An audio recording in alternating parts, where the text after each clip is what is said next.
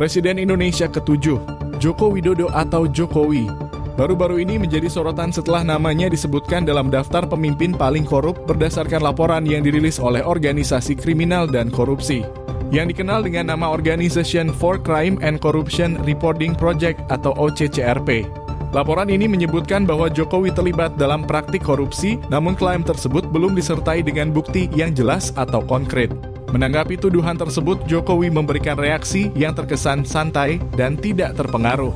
Dalam sebuah kesempatan, ia ditemui di kediamannya di Kelurahan Sumber, Banjarsari, Solo, pada Selasa 31 Desember 2024. Saat itu Jokowi tampak tersenyum dan menanggapi pertanyaan mengenai tuduhan yang dilayangkan terhadap dirinya dengan sikap yang tenang. Ia menyatakan bahwa banyak tuduhan tersebut merupakan fitnah dan framing jahat yang tidak memiliki dasar bukti yang jelas dan sahih. Jokowi menegaskan bahwa tuduhan semacam itu tidak lebih dari sebuah upaya untuk mendiskreditkan dirinya tanpa landasan hukum yang kuat. Ketika ditanya lebih lanjut mengenai apakah tuduhan tersebut bermuatan politis, Jokowi kembali menanggapi dengan senyuman dan sedikit tawa. Ia menilai bahwa tuduhan semacam itu memang bisa jadi digunakan oleh pihak-pihak tertentu dengan tujuan politis. Jokowi menyebutkan bahwa tuduhan semacam ini bisa dimanfaatkan oleh berbagai pihak, termasuk organisasi non-pemerintah, partai politik, hingga organisasi masyarakat yang memiliki agenda tertentu.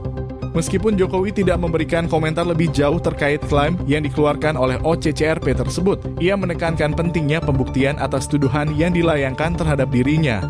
Jokowi secara tegas menyatakan bahwa ia tidak akan terpengaruh oleh tuduhan yang tidak memiliki bukti yang jelas dan valid.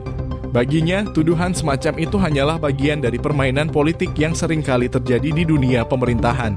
Terkait dengan laporan OCCRP, Jokowi menyarankan agar masyarakat tidak terlalu cepat percaya pada tuduhan yang belum terbukti dan tetap menjaga kewaspadaan terhadap upaya-upaya yang bisa merugikan kepentingan bangsa.